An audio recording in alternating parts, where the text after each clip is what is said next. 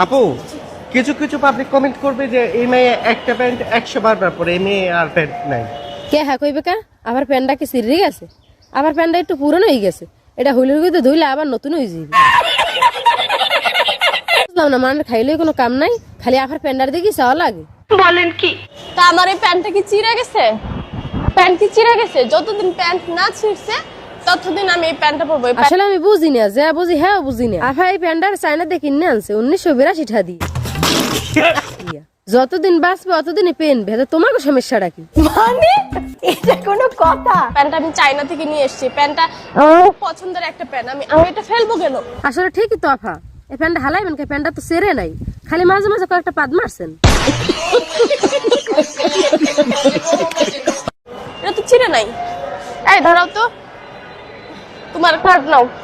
পাকে আপনারা হলেন না, হে কাঠটা ধরতে কয় ধরেন না, হে মেট্রো লড়বে কি? বুঝলাম না, মেরা কি গাঁজা খান?